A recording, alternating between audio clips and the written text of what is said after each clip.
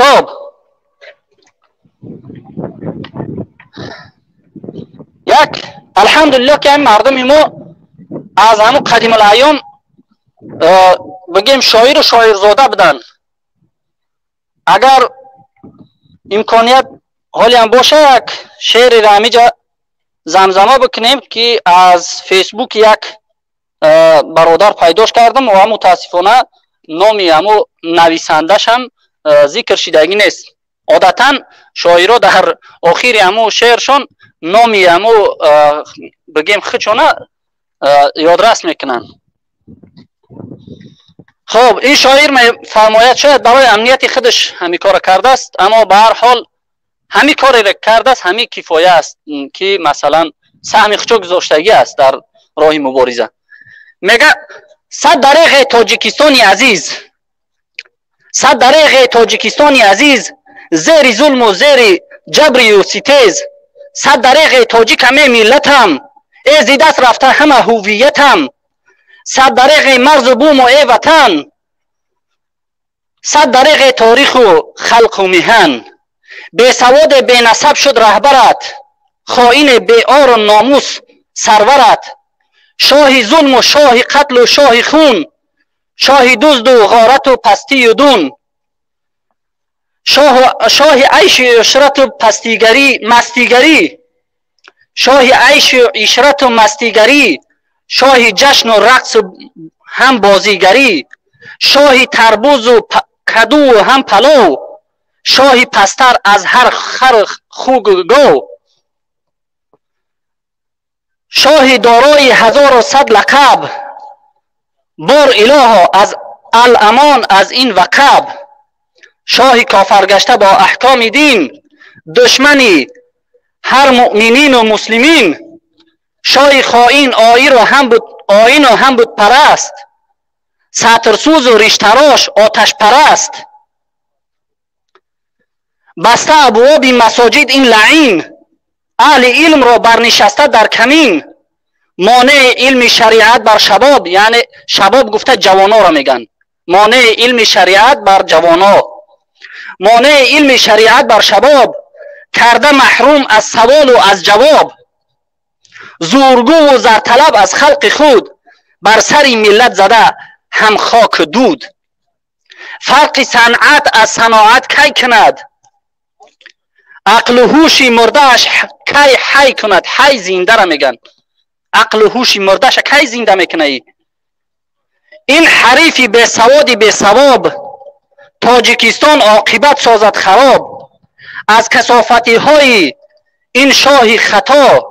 بر سر قدرت رسیده هر به خدا،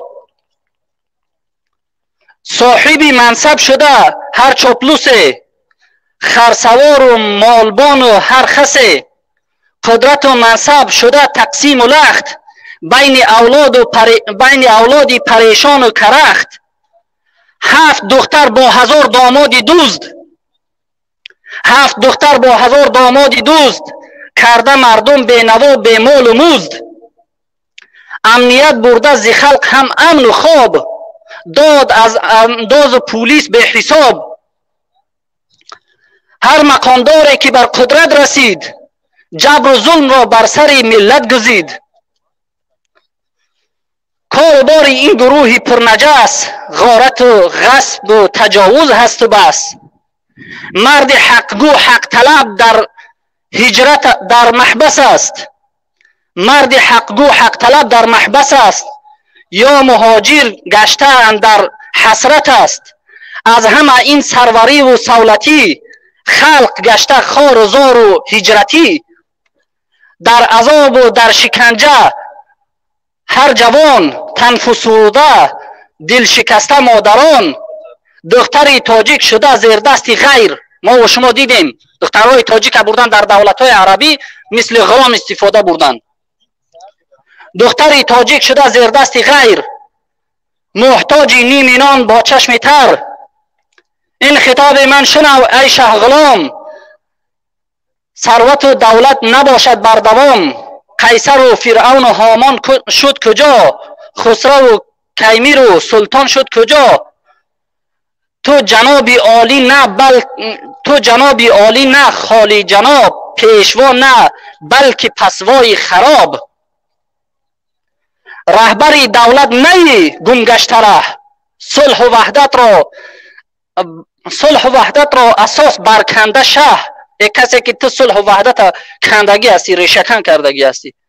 تو نداری یک خبر یا یک نشان، می روی روزی ولی تو از سیاستگر خیرت داری بدان، تو نداری یک خبر یا یک نشان. می روی روزی ولی قرضی عظیم بر سری هر فرد تاجیکی وهیم یعنی ترسناک میگن. واقعا هم خیلی است، خیلی یک قرض زده که اگه از تاجیکستانی ما و شما را می روی روزی ولی ناپاک مرد، از تو میراث نماند جز خاک گرد. گر تو داری حیثیت وجدان آر، دست برکش زین همه رو بر کنار. تا نشیند بر سر تخت خراب، سروری با عقل و هوش و با حساب. تا رساند ملت غم دیده را، چشمهای پر خون و نم دیده را. ملت من دست و سر بالا ببر، آبروی رفته را والا ببر. ملت من بهر آزادی ناب، انقلاب و انقلاب و انقلاب، انقلاب و انقلاب و انقلاب. تشکر زیاد.